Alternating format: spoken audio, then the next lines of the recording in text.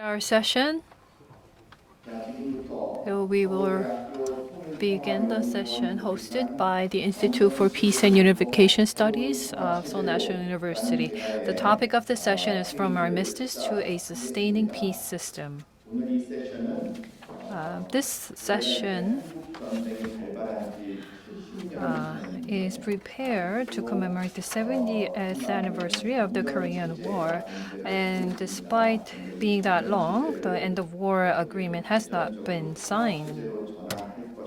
The Armistice system is still in place, and many scholars have been presenting their views, and there have been press reports also on how to perpetuate peace on the Korean Peninsula. And on this topic, we have experts who have studied the theme for a very long period of time. We have Professors Park Tae-gyun and Bi Young-da.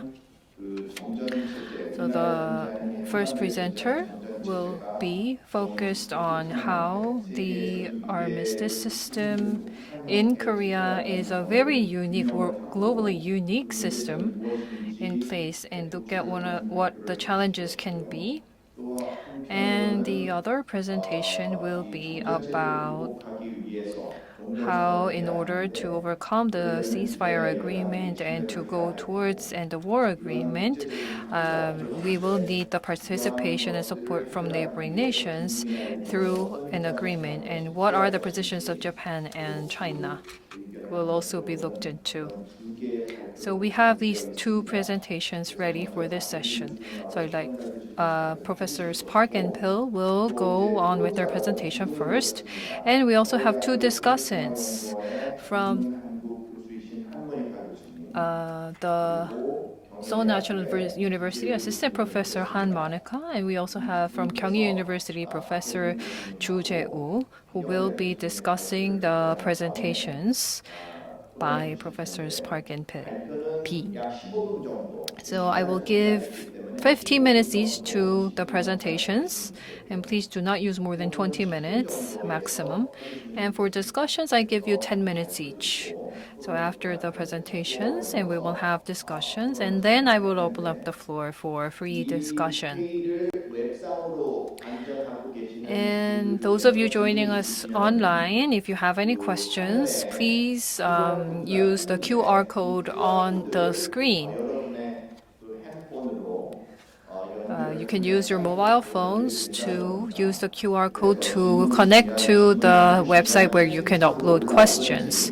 You can load your questions on the chat window, or our staff can check your questions and deliver them to us. So please upload any questions that you may have. So we were testing the microphone earlier, but now I think we're ready to begin. Professor Park first, please. The title of his presentation is Why Can't We Go from an Armistice to a Peace Regime? It's a very direct question. Dr. Park, please go ahead. Yes. Well, I've been trying to put up my slides, but I'm experiencing some technical difficulties. So perhaps the organizers can put up my slides that I sent to you on the screen.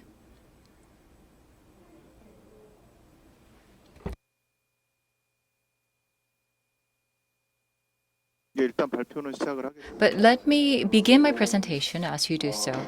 Good afternoon. My name is Park Tae-gyun, and currently I serve as a professor at the Graduate School of International Relations at Seoul National University. I research into Korean relations and U.S.-Korea relations. And I focus on war and conflict in particular.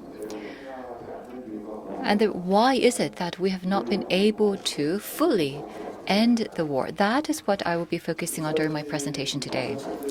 Now, up till now, there has been a lot of research about the Armistice Agreement of Korea.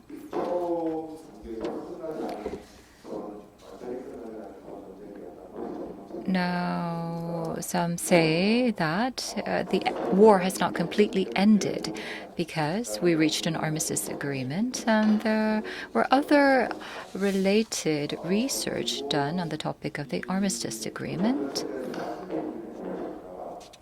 What has been left out of the armistice agreement? What has become nullified in the armistice agreement?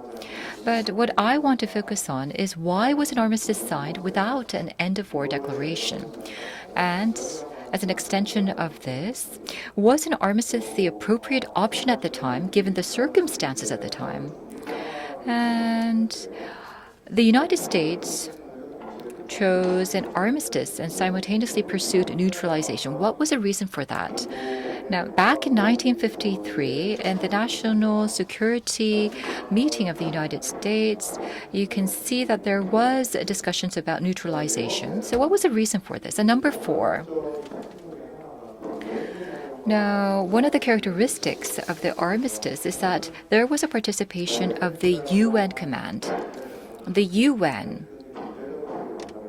has to play a role of mediator, mediating the conflict. But actually, the United Nations Command participated as a signatory. Why was that? And recently, what is being raised is the issue of perhaps strengthening the role of the UNC.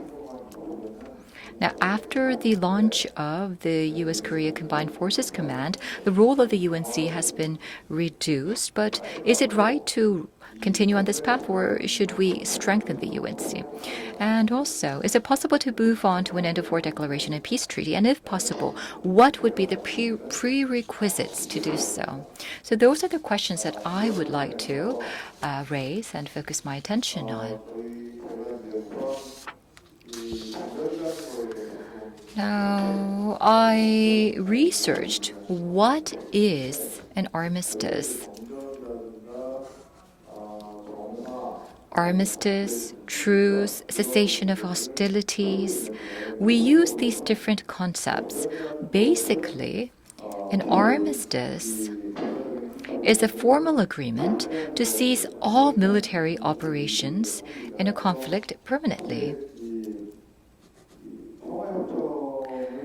It does not mean that a peace agreement was established, but it ends the war. It ends the war, but it does not establish peace. So,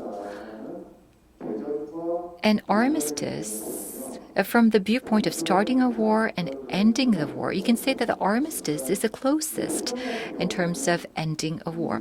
When it comes to a ceasefire is typically a negotiated agreement and take steps to calm down. But it does not mean that the war is coming to an end.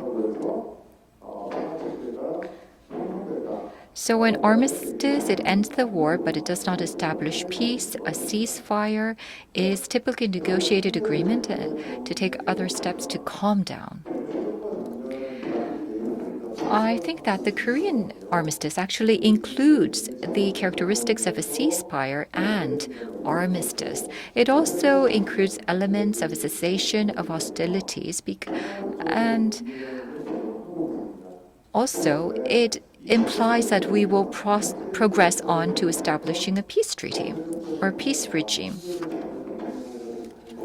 But I think that the Armistice of Korea is quite different from the other armistices that have been signed in the 20th century history.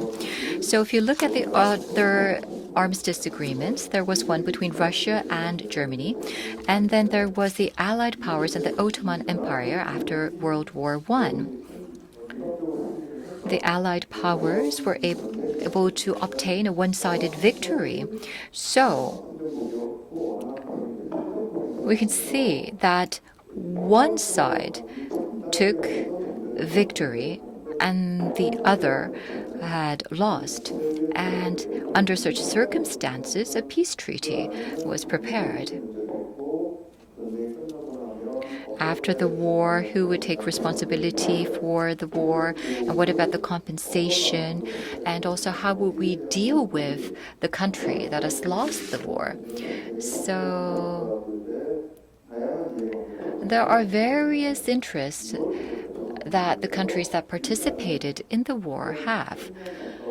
So the nations that were defeated in the war and the ones that claimed victory had to come together and over a course of time had to discuss what to do after the war. So in order to have that discussion and go towards peace, an armistice was required.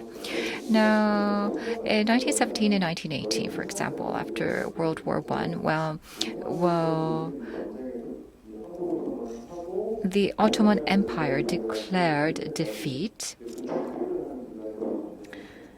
And so there was time needed to negotiate the issues that have to be negotiated after a war. So also, if you look at the Allies and the Italy and the armistice that they signed, well, there was a fall of the fascist government. Until a peace treaty was reached, all hostility acts had to be stopped. So in order to do that, there had to be an armistice. And also the Allied forces with Germany also has the same characteristics when it comes to the armistice that the two sides established. So until a peace treaty was signed until 1961, the armistice had ended all hostility activities. But then you can see that there are different cases after 1945. For example, in the case of France and Algeria in 1962, there was one signed, and in this case, the characteristics of the armistice is similar to the one that I just mentioned. But then the one signed between India and Pakistan is similar to the one that we can find on the Korean Peninsula. So there was not a one-sided. Actually, if you look at India and Pakistan, you can see that tensions are rising. And also, if you look at Israel and neighboring countries or Palestine, you can see that an armistice has been signed at a time when one side of victory has not yet been achieved.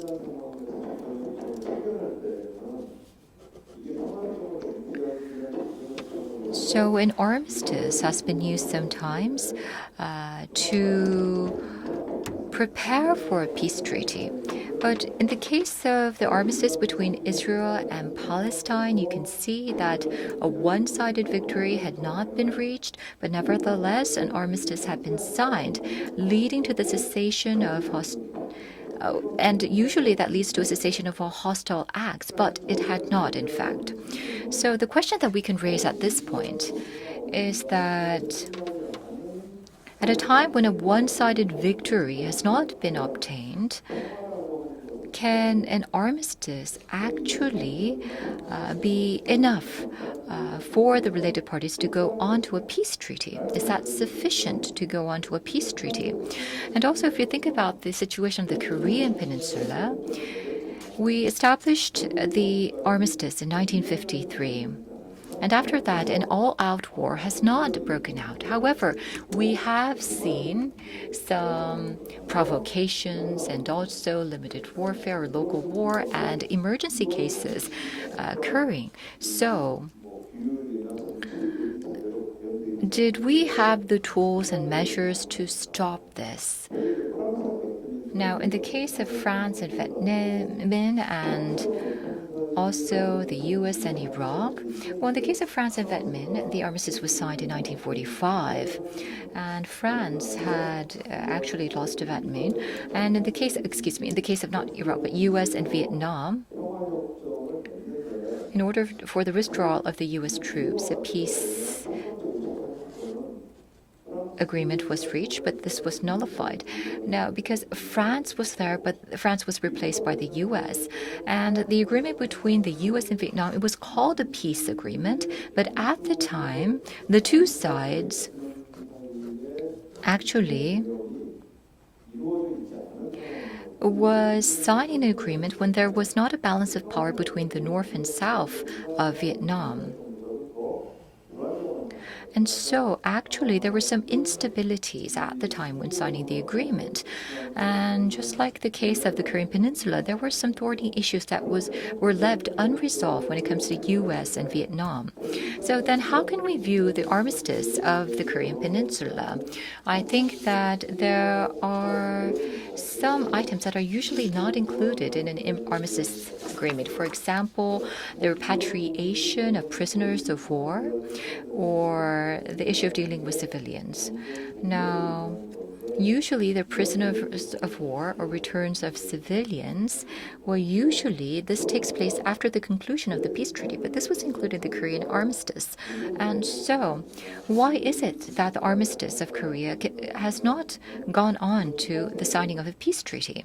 Well, I think that, first of all, from the U.S. perspective, the reason that a peace treaty was not signed was because even if there is only an armistice, perhaps the U.S. believed that there's a possibility that the North would collapse soon. There was a lot of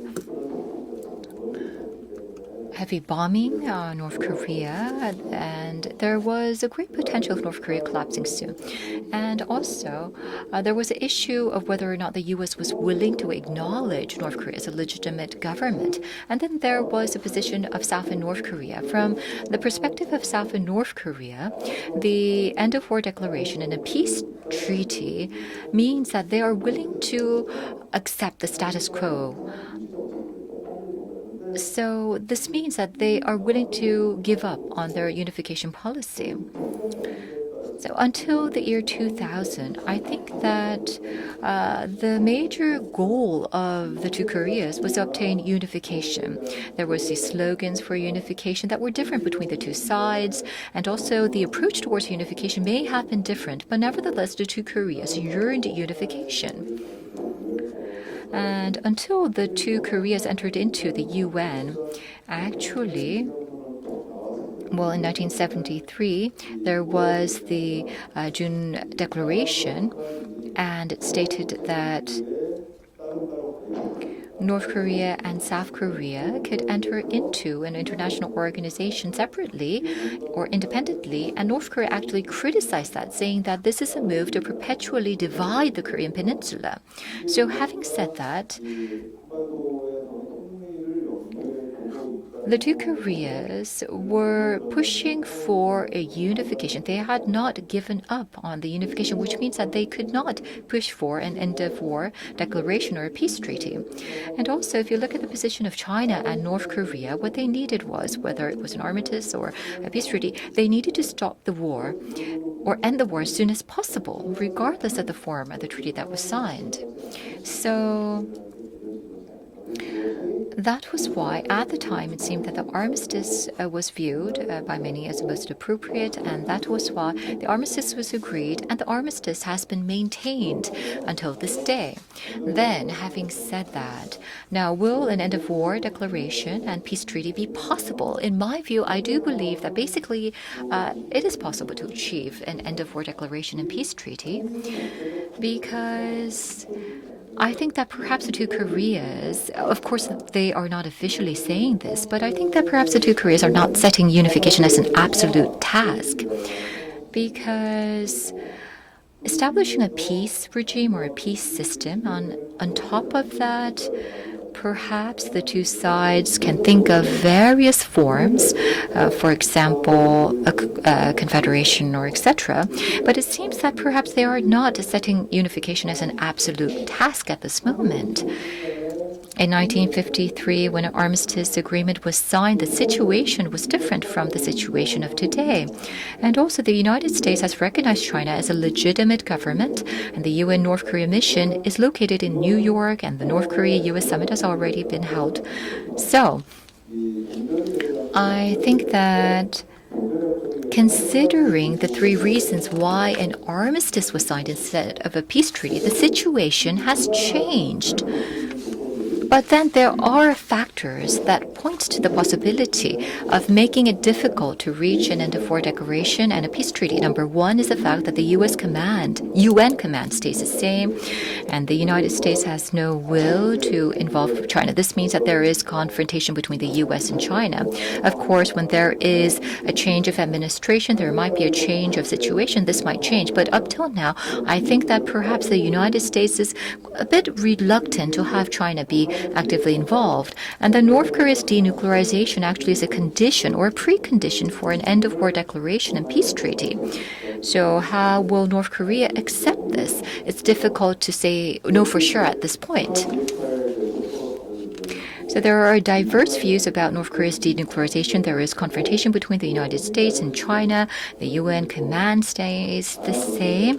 And also then there is the issue of the transfer of Operation Command, and also the different views between U.S. and Korea about the cost of maintaining U.S. troops in South Korea. And then there has not been any dialogue between the two Koreas for some time. And also China has not been actively taking action. So these are very important variables along with the different opinions that the U.S. and China has on denuclearization of North Korea. So, but we also have to take note of the fact that the global economic situation is deteriorating. Now, in the early 1990s and also in the early 2000s, now there was a plan to redeploy or restructure the United Forces abroad. As the world environment changed compared to the Cold War era, the U.S. started to pursue a restructuring of the U.S. forces overseas. And the Operation Command Authority, which was held by the USFK commander, has been negotiated to one day be transferred to the Korean side. So there's that issue. And also that can lead to some confrontations, but at the same time,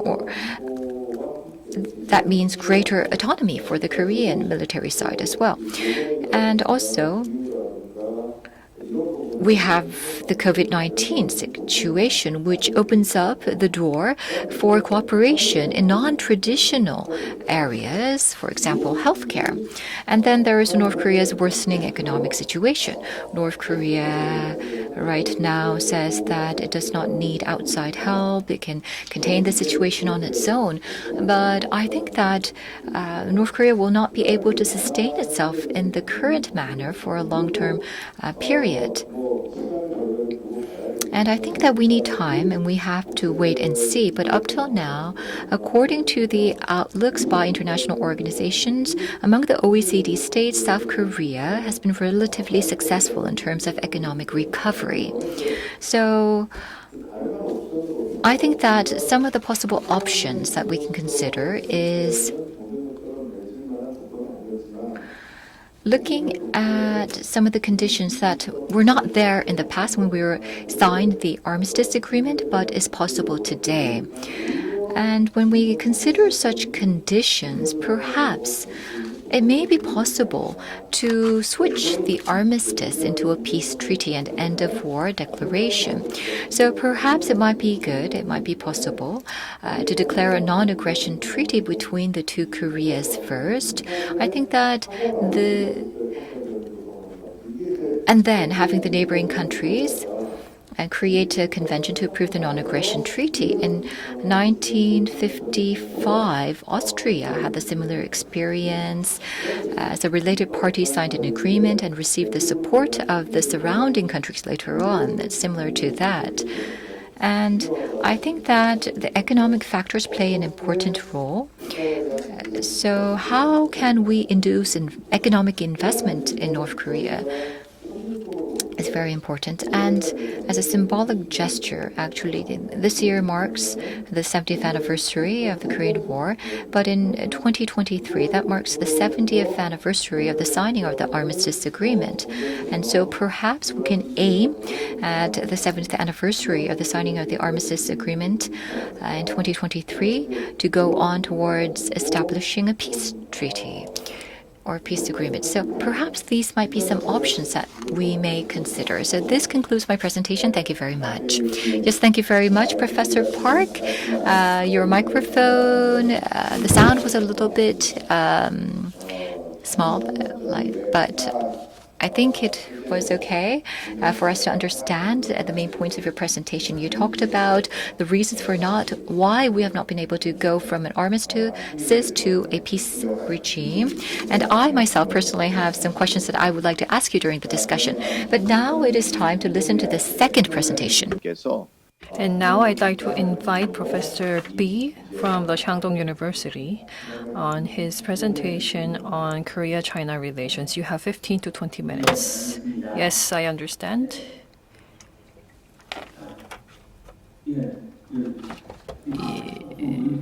Can you see my screen?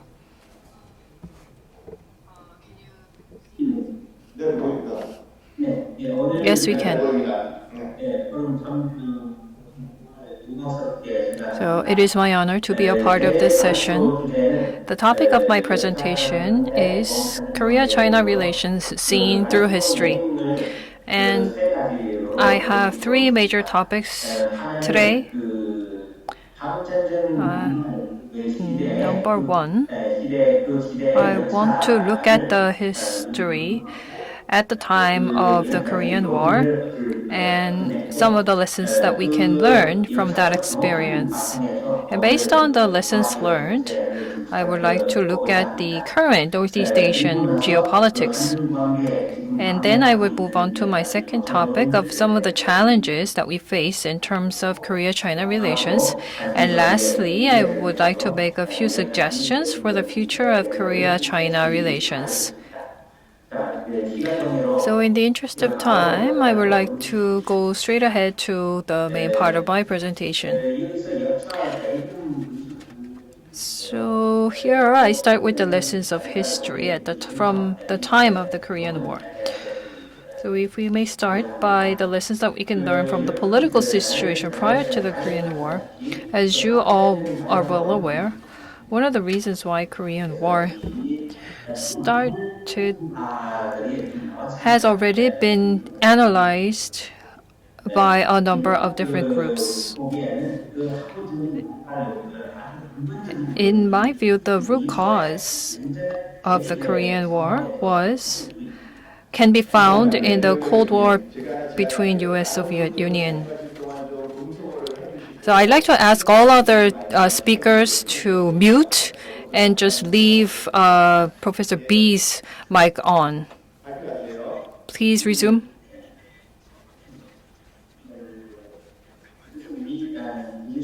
Yes, so the Cold War confrontation between the U.S. and the Soviet Union started after the end of the Second World War and gradually spread over to other parts of the world, and in particular to Asia.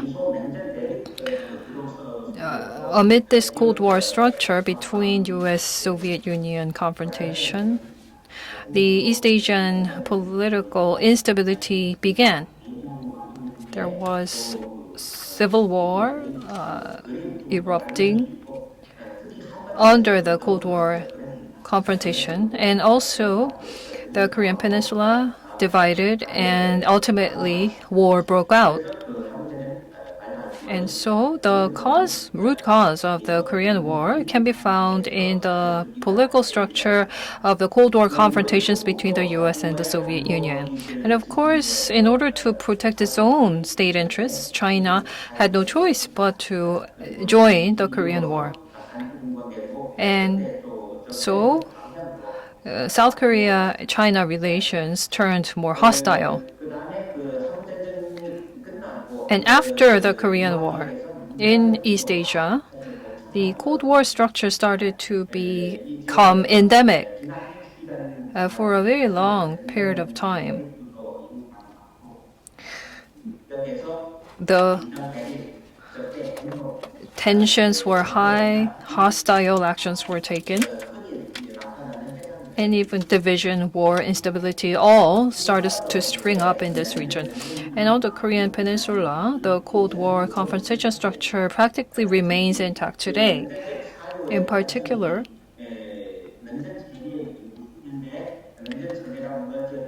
although the Cold War structure broke down,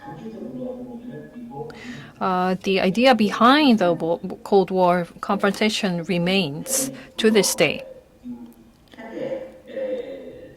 And that is the impact on the current Northeast Asian geopolitics. During the Korean War,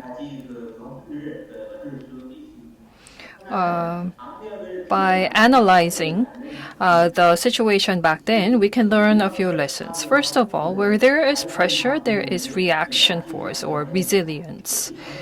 And of course, under the Cold War confrontations between the powers, small and weak nations cannot avoid instability or division or war. And in particular, these weak nations are susceptible to unrest and instability, such as division and war, when two powerful nations confront one another. And I think this is what happened on the Korean Peninsula during the Cold War period and even today. There is instability. And the cause of this instability can be found in the Cold War confrontation structure. And finally, unilateral thinking and action can lead to conflict and dispute. So based on these lessons, if we look at the current Northeast Asian geopolitical situation, you may be better versed than myself. So the United States has been following the Asia-Pacific strategy, but now has turned to India-Pacific strategy. The goal behind the strategy is to keep China in check. And recently, politics, economy, security, technology, and human exchanges have all been a home to confrontation between U.S. and China. Some scholars believe that the Sino-U.S. relations have turned worse and entered a new Cold War structure. Although I do not agree completely, the current situation is quite serious. And from a historical lessons perspective in Northeast Asia, there is regional instability due to the confrontations and actions taken by regional powers, and in particular, the changes in development in Northeast Asia has been harmed by such confrontation among the powers. And also, this new confrontation has complicated relations among nations in the region. And in particular, nations in the region face a dilemma. And against this backdrop,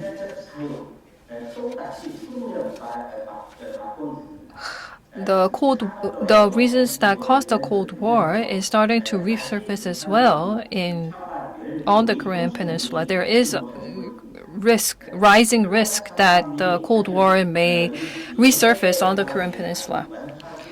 And this is not what the regional nations want. They want to avoid this rise in risk and tension. So that was the lessons from the historical experience and our perspective of Northeast Asian geopolitical situation.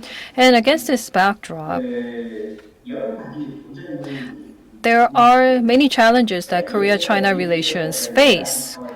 I have put 4 points in my presentation. Number one, the strategic aspect. In Korea, the ideology, the inertia of Cold War continues. And there is perception of alliance first. So under an alliance, U.S. alliance first perspective, U.S. strategy, the alliance strategy, it tends to be the priority for Korea. And to an extent, Korea is already a part of the India-Pacific strategy of the U.S. Korea's new policy is becoming more and more aligned with the U.S. India-Pacific strategy.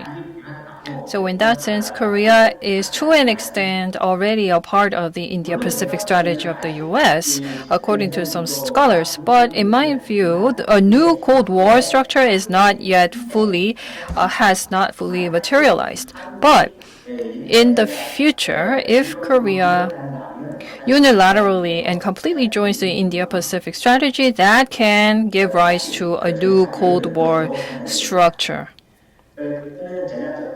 So that was the strategic aspect. And next is the security aspect. Between Korea and China, there are many hot points of dispute. So if we can take a closer look, in South Korea, the greatest risk is perceived to be the North Korean nuclear threat. And under this perception, the alliance first perception is stressed. And therefore, alliance between Korea and U.S. for security reasons is reinforced. But China perceives the reinforcement of Korea-U.S. alliance as a means to check China's power. So right now, there is a confrontation building up. Of course, the situation may change, but under U.S. leadership and initiative, as North Korea also starts to deploy long-range missiles along its border, the U.S. is losing patience. And that was the security aspect. And third is the economic aspect. Korea seems to be trying to reduce its reliance on China in terms of economy, according to some Chinese scholars. And originally, the Korea-China relations used to be mutually complementary, but it is now moving towards more competitive relationship. And in the interest of time, I am unable to go into details. But during discussion, if time allows, I would like to go into further detail on this point. And last aspect would be the values aspect, which is a political aspect. So between Korea and China, there are some distinctive differences in terms of political values. Of course, the difference in values existed always, but recently, with the new Cold War arising between U.S. and China, there are some new aspects of differences in values that are surfacing. In Korea, the public opinion is mounting towards democratic values, but in China, public opinion is rising towards stressing the superiority of their own system. So each nation has their own public opinion reinforcing their own values. So these are the multiple challenges that we can find on multiple fronts. If we are unable to overcome these challenges, the bilateral relations I cannot be optimistic about the future bilateral relations. So in order for Korea and China to make progress, I'd like to make a few suggestions. But before I do, we do also need to think about the history and experience and lessons of the past normalization of relations between Korea and China. But in the interest of time, I would just like to look at the international order in Northeast Asia that was arising at the time when Korea and China normalized their relations. And the situation is quite similar today. To be more specific, between Korea and China, there were a number of considerations behind normalizing relations. At the time, China finalized its practical diplomacy, and in the economic perspective, their greatest goal was economic growth. And of course, in Korea as well, pragmatic diplomacy was pursued, and particularly relying on friendly nations, Korea focused its efforts on venturing into overseas markets. So that was the economic consideration. And international politics, if we look at the international politics at the time, there was a enclosure containment policy taken against China by U.S. and some of the Western countries. So China was making efforts to break through that containment. And Korea similarly relied on its friendly nations to improve its relations with China to reduce the domestic security threats from North Korea and to grow as a nation. And today, if we can learn from this past experience, we can also look to the historical experience to learn today.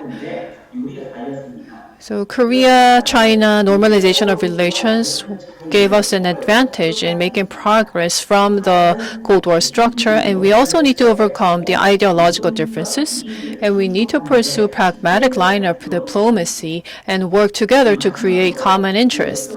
And finally, we need to respect one another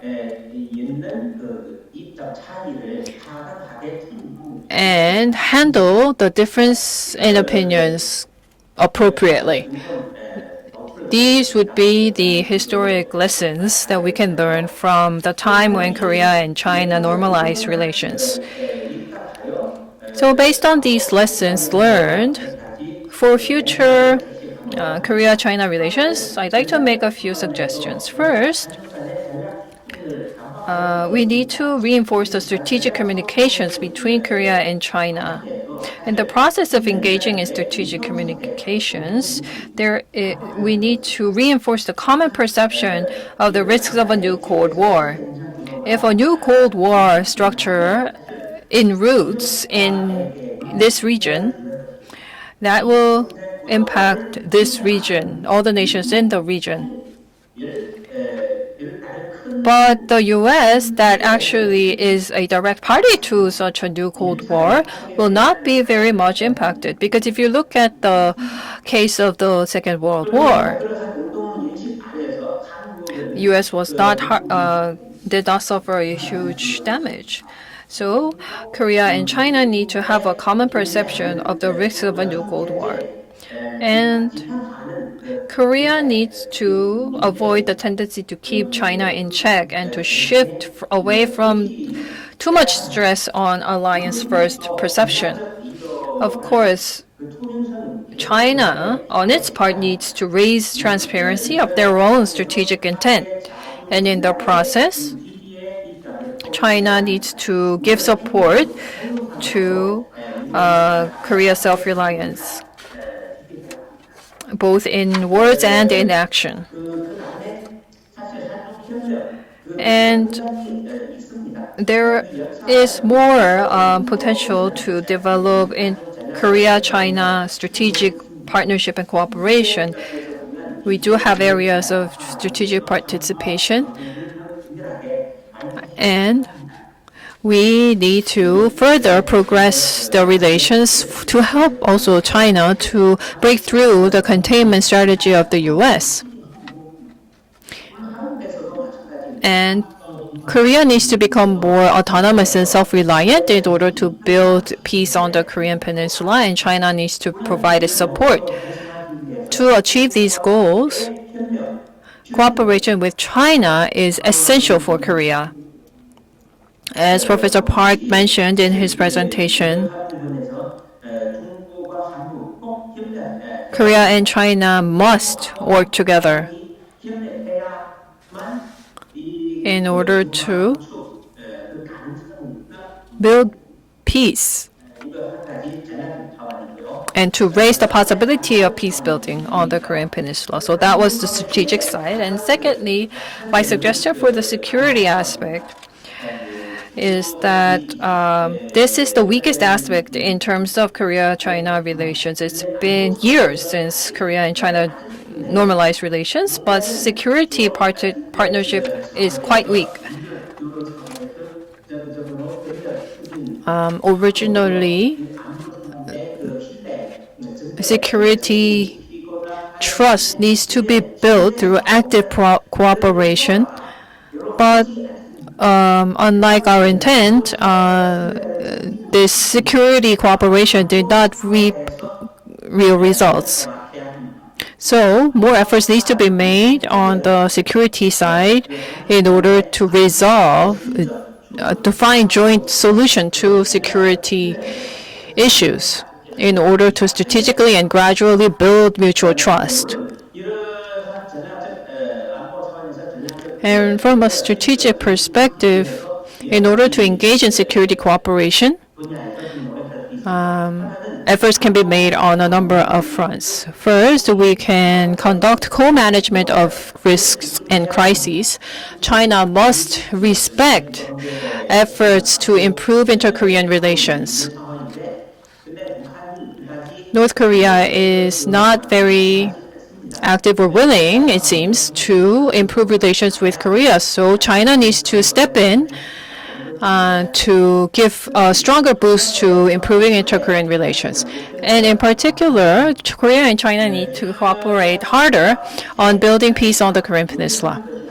And if peace building works in favor of China and Korea, the two countries must work together and pursue cooperation. And in particular, amid this current situation, China must rid itself of its very deep-rooted Cold War ideology and structure. In doing so, strategic cooperation on the Korean Peninsula must take place. That's what I want to stress. And we also need to prevent potential disputes from realizing itself. This is another area where Korea and China need to work together. And this is also an area with huge potential for bilateral cooperation that we need to pursue in the future. And I am really rushing through my presentation in the interest of time. So from the economic aspect, well, although Korea is already a part of the India-Pacific strategy, Korea needs to avoid action to hold off China too much. And in order to do so, Korea should express its position in advance to China. Of course, from a longer-term perspective, Korea also needs to work with China in terms of economy and technological development. Of course, in the shorter term, U.S. sanctions on China, while U.S. applies sanctions on China, in the short term, that may benefit Korean economic players. However, in the long term, economically and technologically, Korea needs to work with China with a longer-term perspective. And for China, on its part, China does not need to publicly demand Korea's participation in the One Belt, One Road policy. What's more important is the real cooperation with Korea. And here, what I'd like to suggest,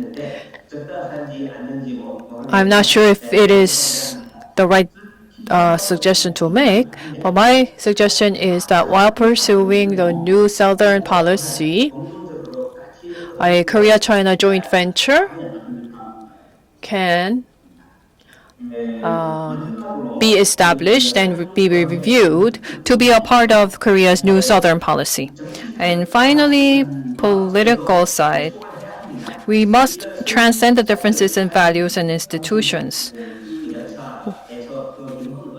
This is another lesson that we can learn from the time when Korea and China normalized relations. And amidst globalization and multipolarization and pluralization, not all members of the world can share a single set of values or institutions.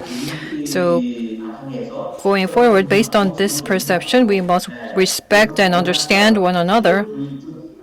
And from a very pragmatic perspective, the two nations should push forward the bilateral relations through cooperation. And with that, I'd like to conclude my presentation. Thank you.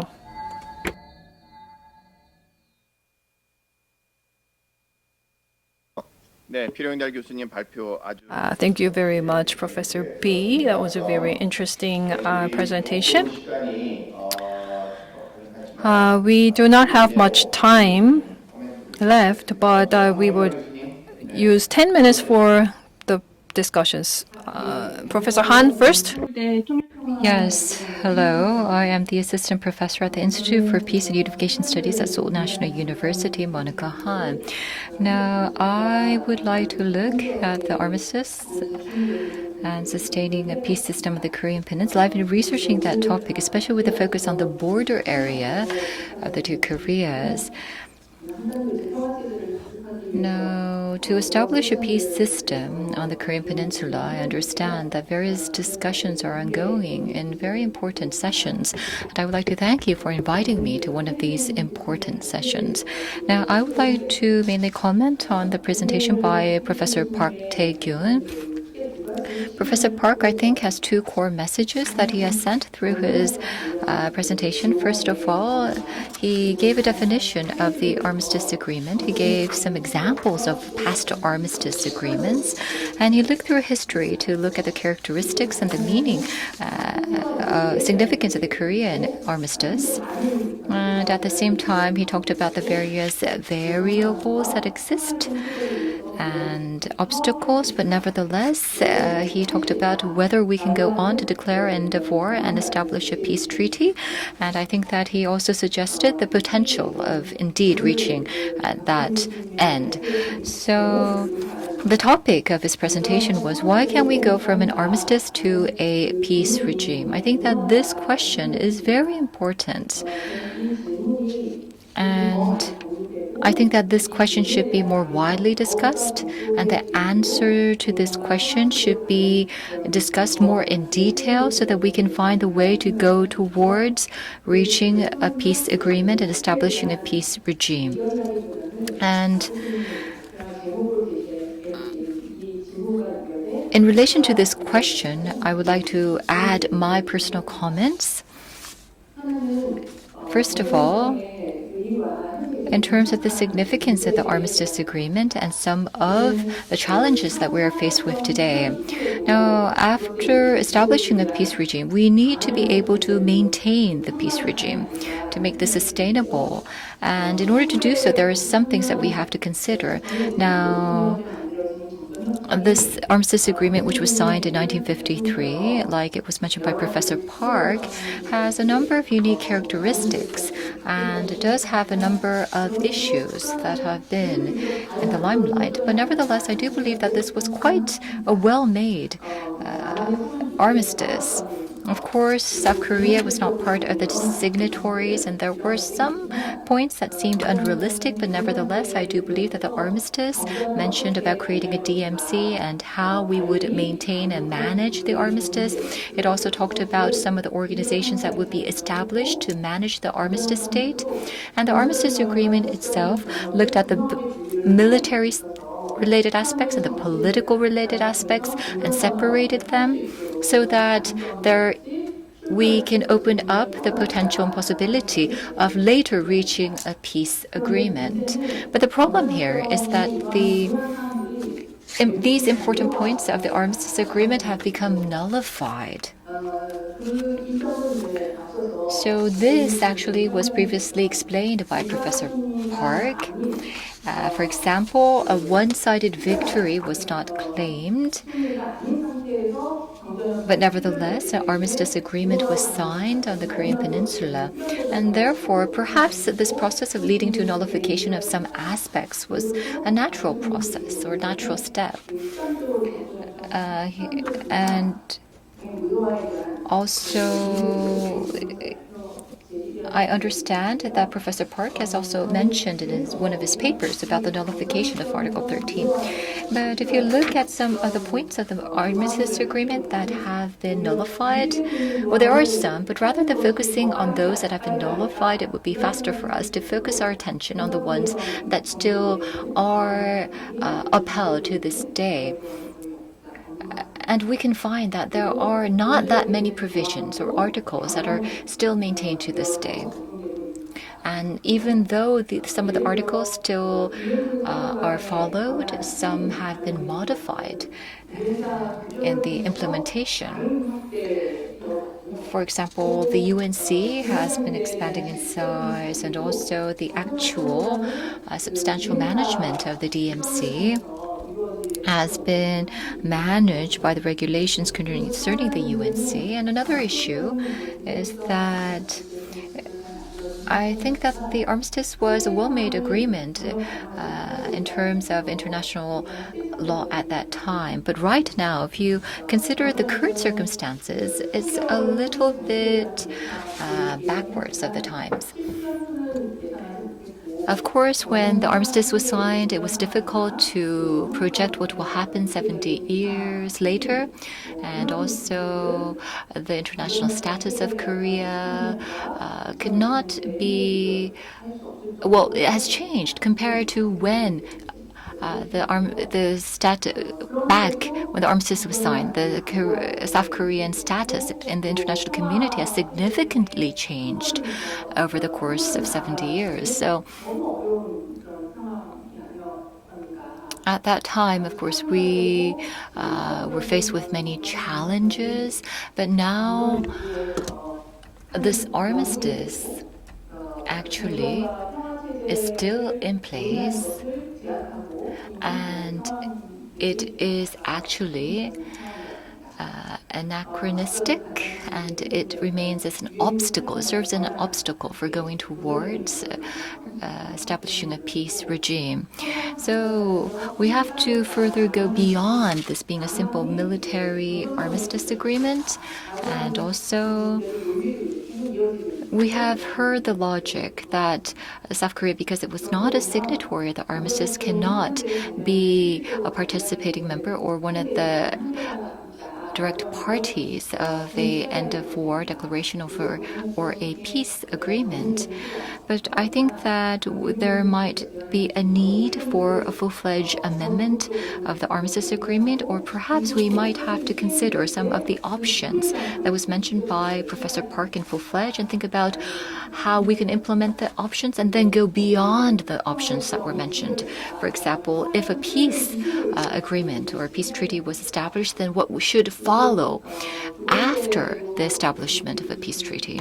And the second question that I would like to raise is actually related to what was mentioned by Professor B, but we have to also think about some of the inertia that we have been seeing over the years. Professor B talked about the relations between Korea and China and the inertia we can find there. But I think that the two Koreas and China and Japan, US and Russia, we have to think about some of the inertia that we can find in the relations of these countries. And also, the division of the Korean Peninsula involves a number of different parties, and there is a dilemma that stems from this complex web of relations of the different countries. For example, when the summit talks were held, many people were surprised, and there was a lot of expectations and hope for the outcome of the summit. And actually, there were some unexpected results. And there was a lot of optimism surrounding the summit talks. But at the same time, there were some questions that were raised. For example, the reason that the armistice was maintained for 70 years was because there was a structure that supported this armistice. And there was the actors and inertia, and there was some power that maintained the armistice. So the dramatic change that we experienced in 2018, well, after experiencing that, how can we acknowledge the inertia that exists, that has played a role in supporting and sustaining the armistice? What should we do about this inertia and the structure that we have that has sustained the armistice? Those were some of the questions raised after the 2018 summit. So, the armistice of the Korean Peninsula is a very complex agreement. There are many issues that we have to consider, and it's very difficult to deal with all of the related issues and overcome the challenges. But there were reasons, as it was mentioned by Professor Park, why in 1953 we were not able to establish a peace agreement. And why we were not able to declare an end of war, and also the inertia that existed for the 1970s. So we have to think about all of these issues together, take them into consideration, and talk about what should we do, or what can we do. Thank you. Yes, thank you very much, Professor Monica Han. And now let's go on to Professor Chu. I will give you 5 to 10 minutes.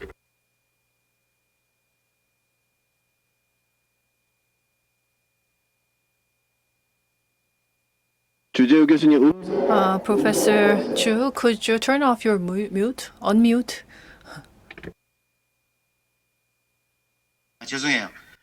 My apologies. Let me start over. I am Chu Jae-woo from Kyunghee University.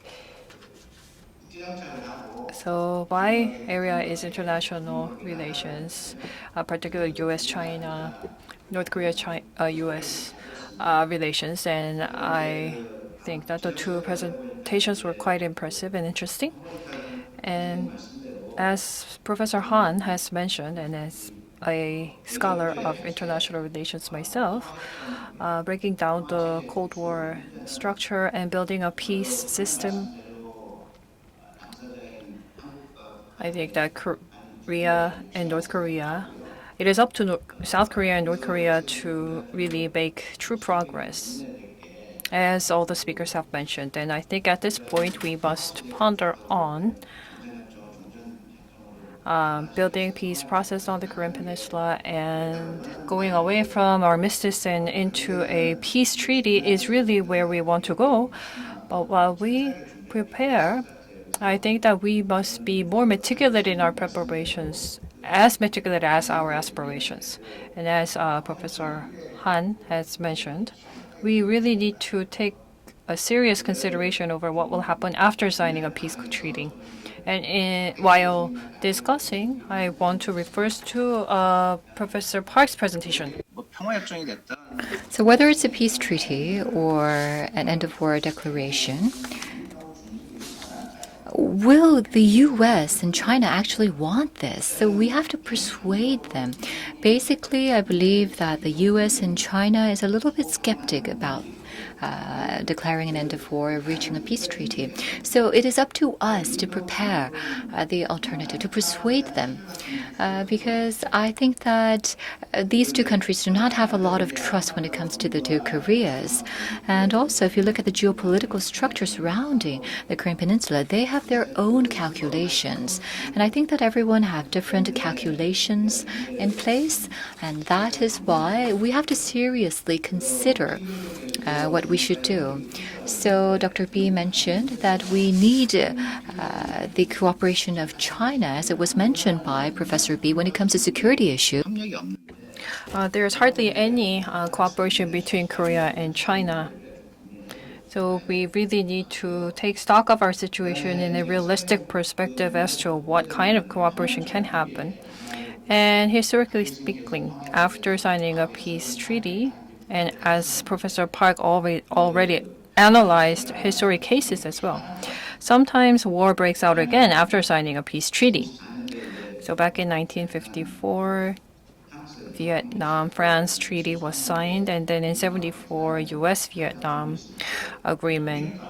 And again, not to even mention Germany.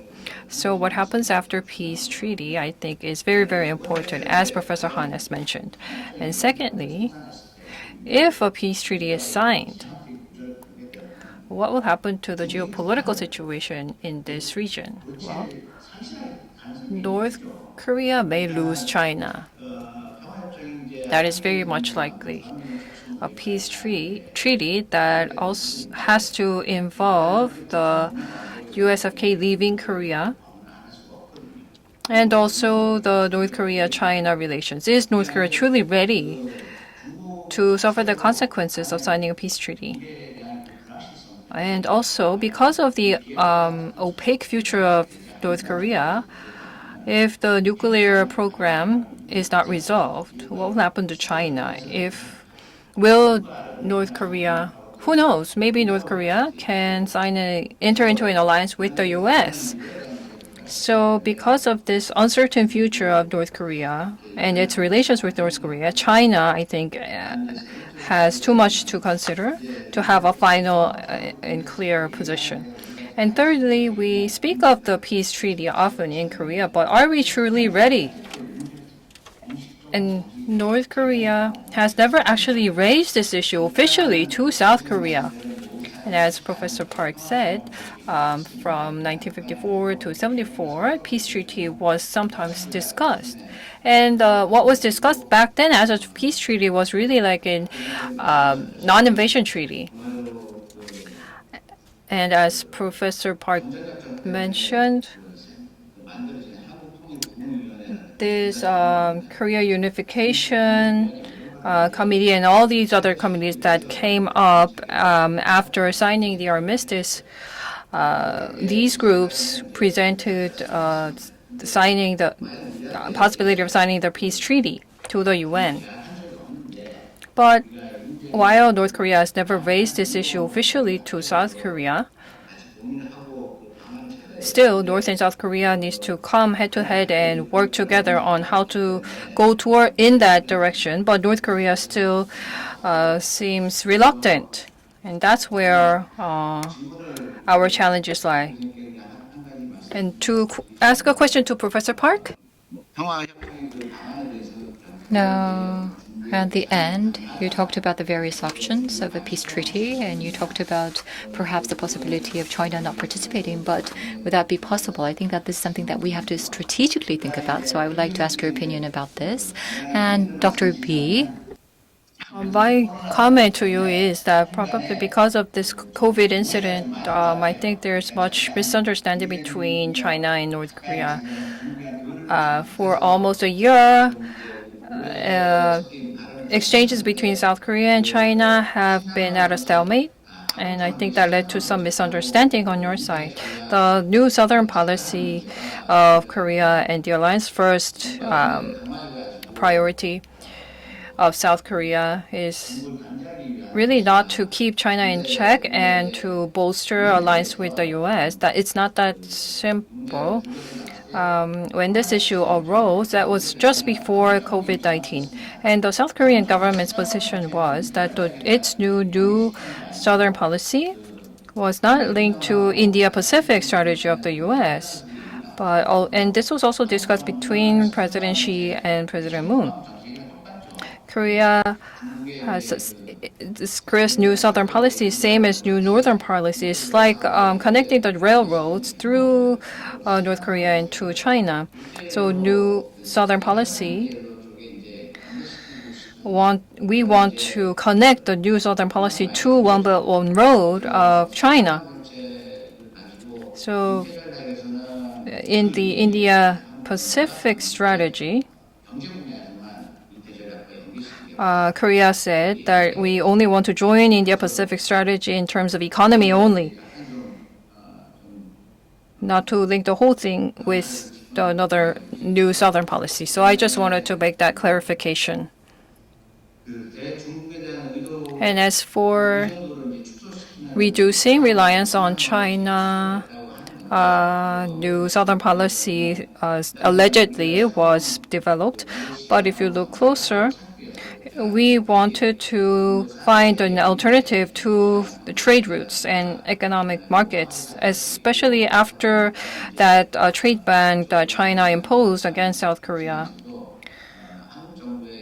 So the South Korean government's position is clearly to link One Belt, One Road with the new Southern policy. And also, as you mentioned, Professor B, you said that China should not, there's no need to publicly demand Korea to join One Belt, One Road. But because of Korean government's quite a vague position, I think that's where the demand comes from.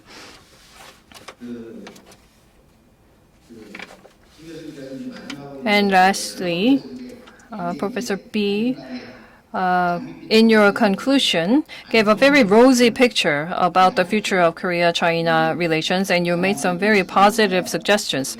But what I am concerned about is that the ideology and institutional differences between Korea and China is not overcome. China is really stressing its own superiority of its own systems, as you have mentioned in your presentation,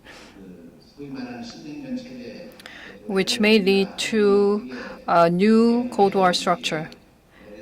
And as to how Korea and China can together deal with this risk, I have just one question to you. So, strengthening U.S.-Korea alliance, you said, is considered by China as a means to keep China in check. But when exactly do you think China started to regard Korea-U.S. alliance as keeping China in check? Because if you look at the normalization of relations between China and Korea, and up until the 1990s, in the Korea-U.S. alliance, is constructive and positive impact that can come from this alliance was highly regarded by China. But from a certain point of time, China has been seeming to view Korea-U.S. alliance as a means to keep itself in check. So was there a certain turning point or a certain motivation behind China's change of perspective? 제가 들어보니까 Yes, so I was listening to the two panelists speak, and their discussion was as interesting as the presentations. I was seeing whether there were any questions raised, but no questions have been uploaded. Perhaps no one's listening, or perhaps everyone agrees with the outstanding presentations. But anyhow, we have about 13 minutes remaining, and so we have to conclude by 5:30.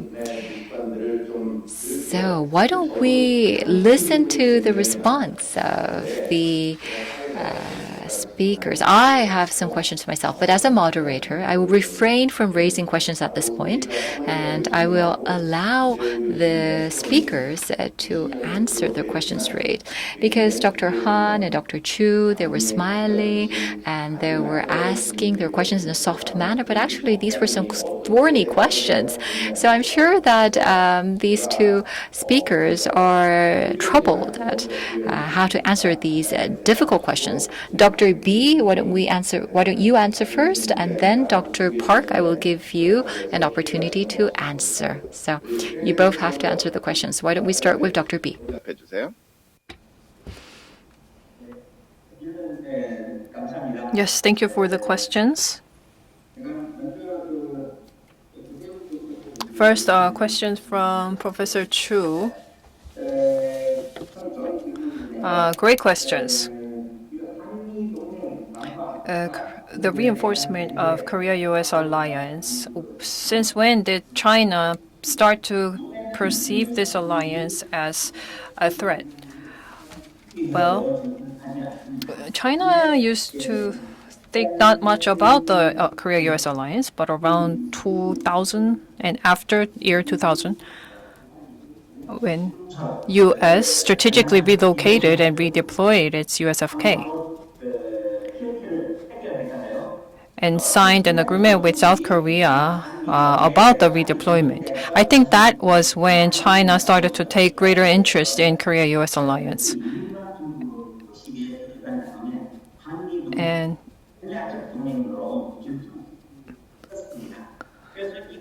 Korea-U.S. alliance, and during the Lee Myung-bak administration, Korea-U.S. alliance started to become more of a strategic alliance, and that was when China started to perceive it as more of a means to keep it in check, and was more cautious and was very aware of that alliance. And I think there was another question from you, Mr. Chu. After COVID-19, there is much misunderstanding between Korea and China, in particular over the new Southern policy. The policy is not perceived very positively by China. It is a means to connect with and join the India-Pacific strategy. That is really not the position of the Chinese government. It is really a few scholars in China who make that assertion. And the scholars are not really voicing this assertion very publicly, but internally they are still very much aware of this movement. This pro-U.S. movement, because not only security and politics, but in economy, technology, and otherwise, U.S. is trying to sanction China.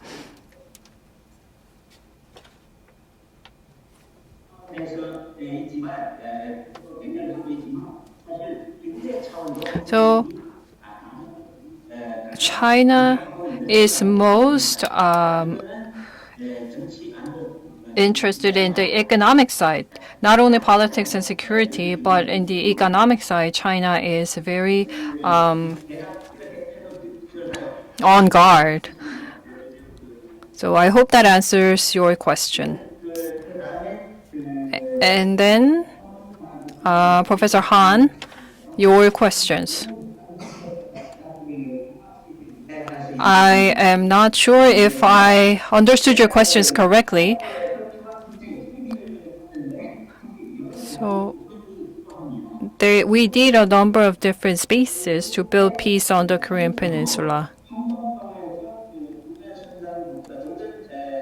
And in order to move from armistice to a peace treaty, the process will be very, very difficult. There are many challenges, the biggest one being the position of the U.S. In 2018, when the U.S. and North Korea, when there was a requirement to go towards a end of war agreement, the U.S. did not express its clear intent. And so afterwards, lifting the economic sanctions was more deeply discussed. So in approaching the peace process, support needs to be gained from neighboring nations. From China's perspective, permanent peace on the Korean Peninsula works in favor of China. After open reform in China and up until now, China has consistently said as much. The regional peace and stability works in favor of China. And like a person grows, China is also growing as a nation. And the situation must stabilize for China to grow further. So in this sense, building the peace system on the Korean Peninsula is actively supported by China, and that is a very, very clear point. And China has always said as much. And if anything can help build peace on the Korean Peninsula, China has already said that it will be willing to give its full support. And this position remains the same, despite the tensions with the U.S. And of course, China wishes for a more stable lifting of tensions with the U.S., but nevertheless, it maintains the same support for peace on the Korean Peninsula. Building peace on the Korean Peninsula will be very, very difficult, but if we do not make effort, there will be no hope. So, with this very difficult task, Korea, China, North Korea, and U.S. must work together. Of course, the U.S. is not very active at this point, but at least between North South Korea and China, they need to work harder. And if a peace treaty is signed and peace system is institutionalized, to implement peace treaty, a regime guarantee system also needs to come in. And this will involve U.S., China, North and South Korea, Japan, and Russia as well. The others can join in later once peace treaty is signed. And at the UN Security Council level, the regime's guarantee must be provided. That'll be all from me. 박태균 교수님. Yes, thank you. Professor Park, I will give you 3 to 4 minutes to respond. Yes, I would like to thank Professor B for speaking for a long time. I would like to just mention 2 points. First of all, there was some issue raised about the inertia of China and Japan. Well, I think that people have been raising questions about whether neighboring states are willingly supporting the unification of the Korean Peninsula. Whether it's the peace regime or the unification of the Korean Peninsula, I think the neighboring country's position will be dependent on the interests of the country at that time. So I think that this is not a constant. This is something that can change by time according to that time, that period of time when the peace treaty is to be signed or when unification is about to happen. So, of course, I understand that there is possibly inertia, but I think that actually we are seeing changes and evolution as the situations change. And so I don't think that anything is remaining constant. And if things do not change, then I think we do have to make efforts to make things change. And also, China, what's its position about the peace treaty? Well, starting from 2 years ago, when I give a presentation, I've been saying that the peace treaty would be difficult. Then if so, what about a non-aggression pact being signed first and then receiving the consent or the support of the neighboring countries and then going on to an end-of-war declaration? I have been saying this for the past 2 years, saying that this actually could be a big achievement in itself. So if China does not participate in a peace treaty, well, I think that China would not be able to embrace or accept a peace treaty. Then in that case, perhaps what I mentioned, the non-aggression pact first and then receiving support later by neighboring countries might be a possible option. I think that if there is no trust among the involved parties, then it will be very difficult to resolve the issues that we're seeing today. So Israel, after a peace treaty was signed at Camp Davis, there has been no conflict or violence. Actually, the two sides are now accepting their different interests and accepting the two sides as they exist as is. So I wrote this in a column, but I think that it is time for the two Koreas to accept their differences, that we are different, not only in inter-Korean relations, but in China and Korea relations and U.S. and Korea relations. We have to accept the fact that each country is different, and that can lead to building a trust-based relationship. So this is the basis that we need, the foundation for establishing peace on the Korean Peninsula. Thank you very much. Yes, thank you very much. So despite there not being a live audience, I think we were able to engage in a very lively and heated discussion amongst us. It was a very interesting topic, a hot topic indeed. And the two Koreas, as we are surrounded by strong powers, we have to think about whether our own strong will and commitment is enough to move towards a peace regime. Or are we stuck, the two Koreas stuck in the current structure? I think that there are diverse perspectives about the related issues, as we have confirmed today by listening to the participants of today's talk. And I think that there are differences even within the Korean public. There's issue of trust, there's issue of history. There are different perceptions. So there are challenges indeed. And I've seen recently, I don't know if he's doing this intentionally or not, but President Trump has been showing gestures as if he is willing to let South Korea go. I'm not sure whether that is true intention or if he is serious about this, but if the U.S. is willing, I think about whether U.S. is willing to let South Korea do as it wishes. And I'm thinking about China's position. I think to myself, is China willing to let North Korea pursue what it wants to do? So I think that today's session was meaningful in the fact that we have raised many issues that we should think about going into the future. So perhaps we can think about accepting and embracing our differences. And I do hope that you can all continue this discourse and debate. So